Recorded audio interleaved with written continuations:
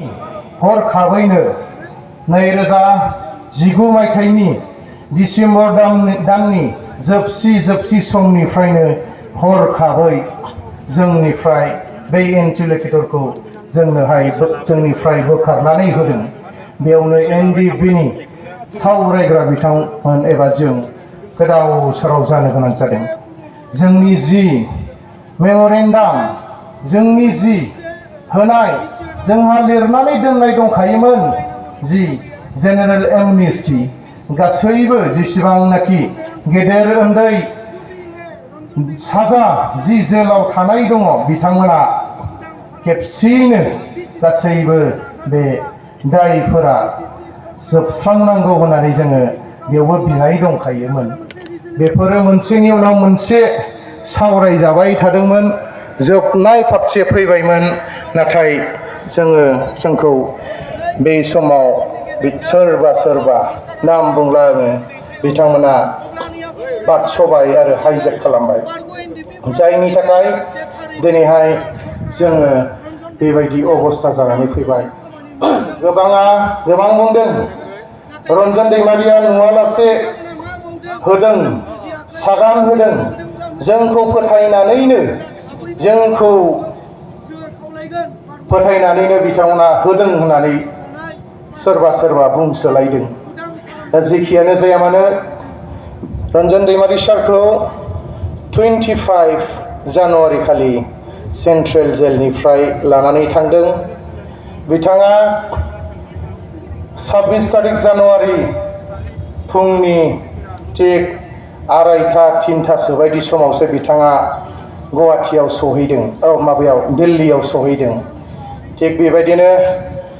जोङो 26 तारिख जानुवारि खालि फुंनि 8टासो सम बादियाव जोंनि मानगोनां DR नाब्ला सारखौ लोगो हमनो आरो बिथांजों जों दिल्लीयाव माबायदि सावरायखो बेखौ खोन्थानो थाखाय जोङो बिथांखौ लोगो हमदों। जों दसे सम सावरायफुबाय थानाय समावनो IBनि 3 सोद्रोमाफोरा जोंनि गेजेराव नुजाफैदोंमोन। बिथांमोनानो जाबाय नर्थ इस्टनि जइन्ट डाइरेक्टर IBनि रश्मि सिन्हा, लोगोसे स्पेसियेल डाइरेक्टर बिथां तपन देखा आरो AK मिश्रा। बिथांमोना जोंजों सावरायफैदों स्कुप 1 घन्टा। जुदि नोंथाङा बे साइनखौ होआब्ला निस्सय नोंथांमोननि गेजेराव गोबांथार गुलाय गुजाय आरो बेले बेजे जानो हागौ। दा बेफोरबायदि बुंदों। थेवब्लाबो दैमारि सारा बुंदों आं सावरायगोन, आं आंनि टीमजों सावरायग्रोनि, मानो होनोब्ला बिथांमोनजों आं सावरायग्रोनांगोन। मानोना जोंहा मोनसे काउन्सिल दङ, बे काउन्सिलनि सोद्रोमाफोरजों आं सावरायग्रोनांगोन, बेनि उनाव आं डिसिसन लागोन। बे बाथ्राखौ मानगोनां सारा बुंबाय थादों। जोबजासिमहालागै जोंजों साहा लोंखांलायनानै ओंखाम जाखांलायनानै बिथांमोना रायलायनानै थांदों आरो खावलायलांबाय थादों। थिग बिदिनो बिथांमोन थांखांनायनि उनाव जों दसे सम सावरायलायनानै जों मोनसे डिसिसन लादों। बिथांमोनजों सावरायनाय समाव मानगोनां जोंनि रन्जन दैमारि सारा जि ड्राफ्ट जि MOS बेखौहाय बे IBनि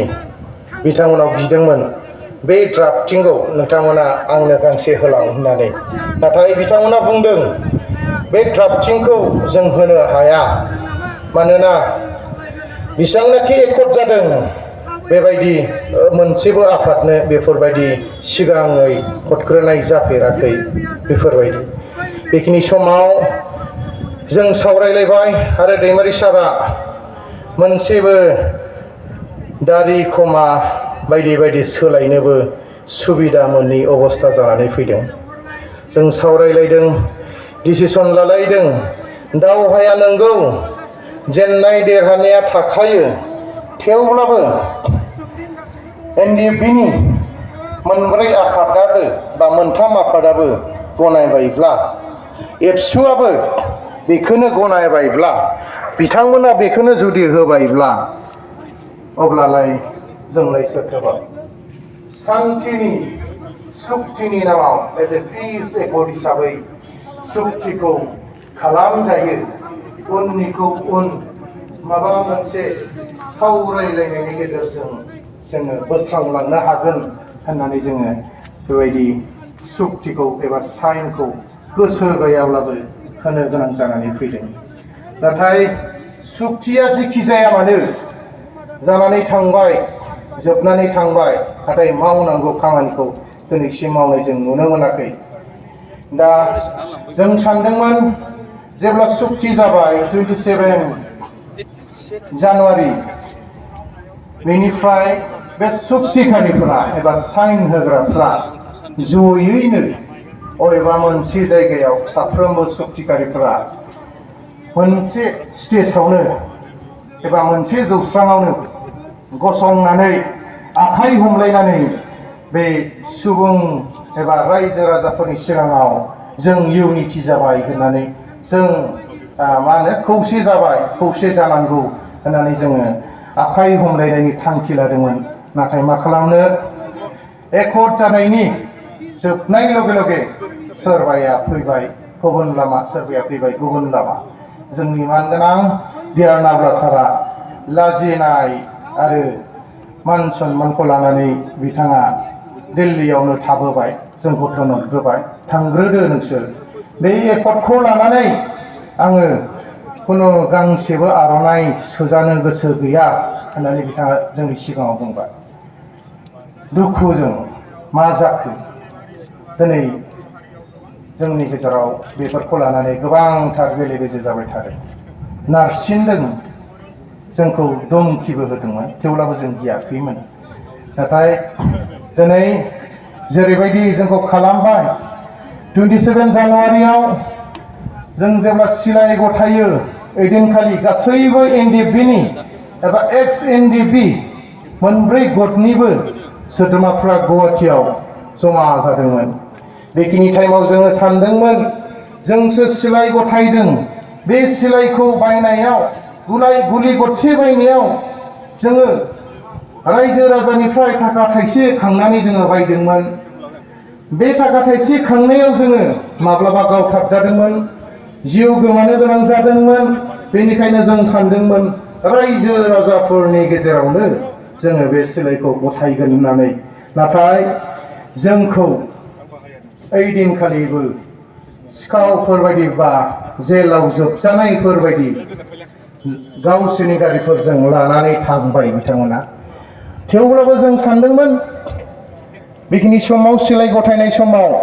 जोंनिनो मानगोनां रन्जन दैमारि बा गुबुन गुबुन लिडारफोरा बे सोद्रोमाफोरनो जेनोदि जों सिलाइ गथायबाय, दुखु दामोनसै, गाज्रि दामोनसै, बेफोरबायदि फंसेसो बुंनो मोननो हागोन खोमा जों सानदोंमोन। नाथाय बेफोर बाथ्राखौबो हैदिनखालिबो जोङो बुंनो मोनाखिसै बा आफादनि आफादगिरिफ्रा बुंनो मोनासै। थिग बिदिनो 7 फेब्रुवारि बे क'क्राझाराव जेब्ला नरेन्द्र मदि बिथाङा फैदोंमोन, लाख लाख मानसिफोर जादों, सानजा सोनाब सा खोला जेसेबां बर'फोर दङ बेयाव फ्राय फैजोबदों। बेखिनि सानावबो जोङो सानदोंमोन NDFBनि गोलाव सम दावहा नांनायाव, 33 बोसोर दावहा नांनायाव गोबां रायजो राजाफोरा जोंखौ हेफाजाब होबोबाय, मदद होबोबाय आरो जोंनि जानानै बुख्रेब जाबाय, नासय जाबाय, गावथारजाबाय आरो जेलाव सोजाबाय। बेनि थाखाय निस्सय जोंहा रायजोफोरनि सिगाङाव माबा मोनसे बुंनांगौ दङ, जों बेखौ सानदोंमोन। आरो भारतनि प्राइम मिनिस्टार नरेन्द्र मदि बिथाङा फैदोंमोन। बेखिनि समाव जोङो NDFBनि माखासे आद्रा थानाय खामानिफोरखौ बुंनानै लागोन होननानै जोङो सानदोंमोन। नाथाय हैदिनखालिबो जोंनि NDFBनि सोद्रोमा एबा बै सिगनेटरिफ्रा खुनु रावबो फंसेबो बुंनो खाबु मोनाखिसै। सोरबाया सिगाङाव जिरायनानै सोरखौबा बाख्नायै बाथ्रा बुङैनो फोजोबबाय। बेयावबो जों दुखु मोनबोदों। जोंखौ सिगनेचार बा एकर्ड खालामखांनायनि उनावबो हैदिननिफ्रायनो जोंखौ मोनसेनि उनाव मोनसे नासयबोबाय थानायखौ जों नुनो मोनदों। हैदिनखालिनो जोङो गोसोआव सानखांदोंमोन, रायलायदोंमोन, दैमारि सारजों आंजों सावरायलायनायनि गेजेरजों बै बङाइगावनिनो जोंनिनो मानगोनां आदा सुद्दुनि न'आव जोङो सावरायदों दैमारि सार आं जिरायनानै गबिन्द फेक्सननि गबिन्द आरो बिजों सासेखौ लिंहरदों फ्राय बिथांमोनजों आधा घन्टासो जों सावरायदों जानाय नंलिया जों सिनारिखौ नुखाबाय जोंखौ नासयखासिगोन जों खौसे जानांसिगोन होननानै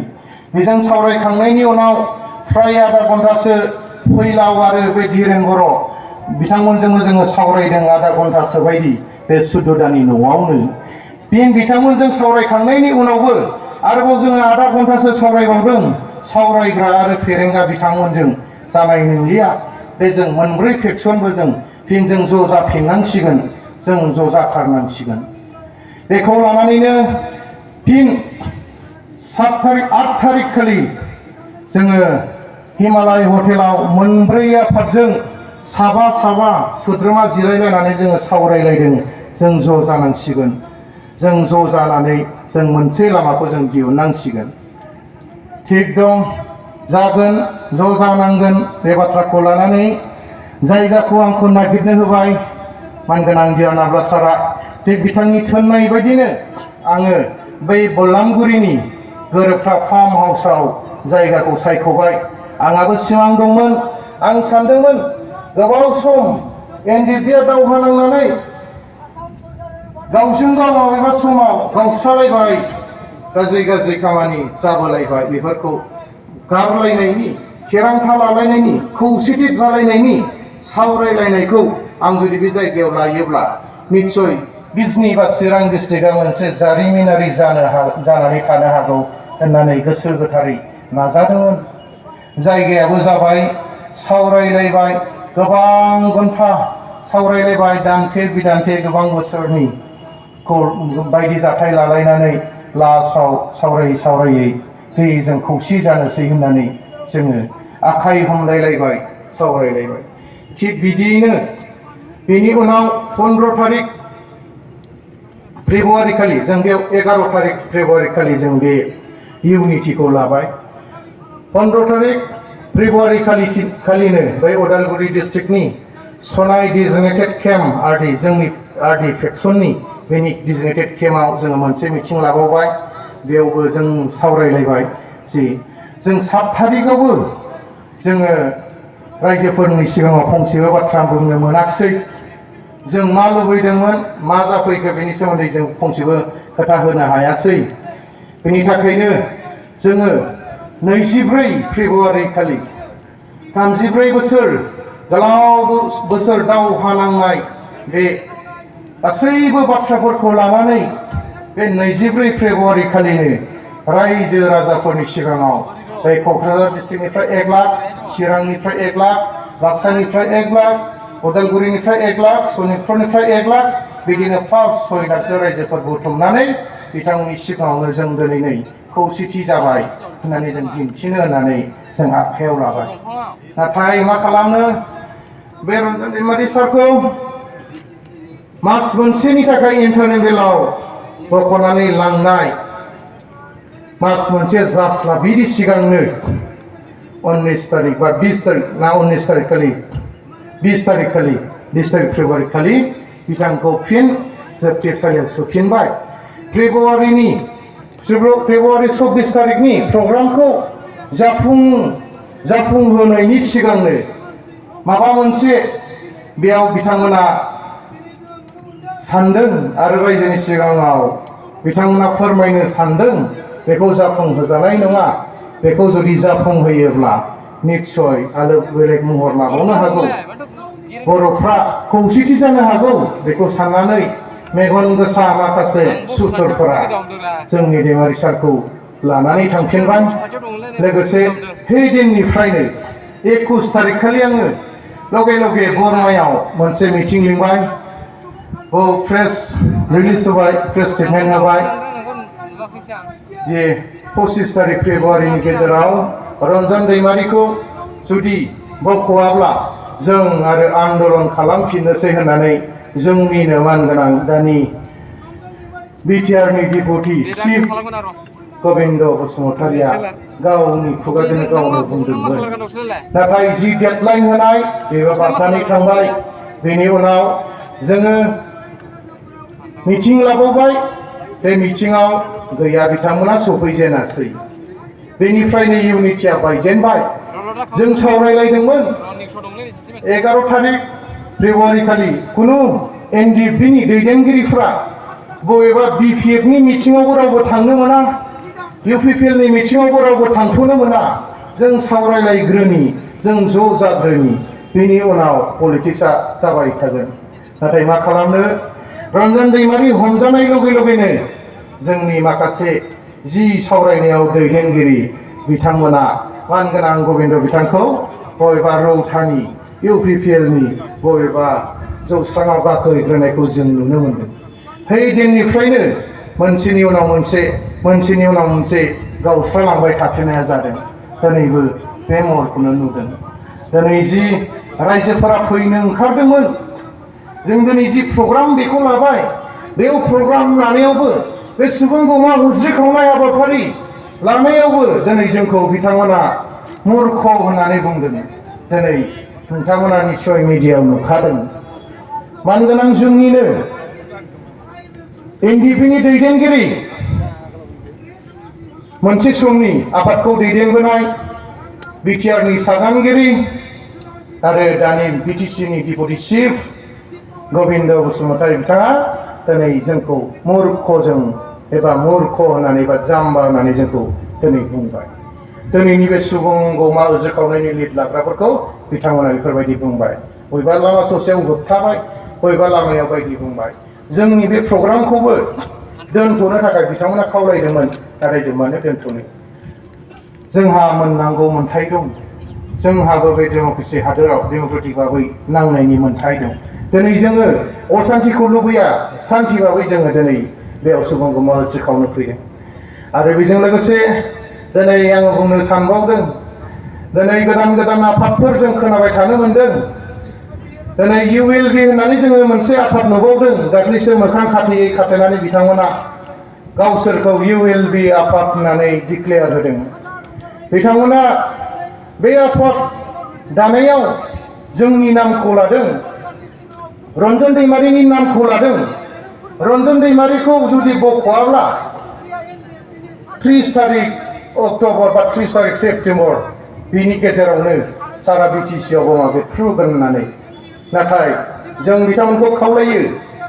दिनै जोंनि जि प्रसेस जों दिनै जेबायदि लामा लाबाय थादों बे लामा लाबाय थानायाव बिथांमोना जेन जोंनि नामखौ दालाथों मानोना जों बिथांमोनखौ थिनहराखै दिनै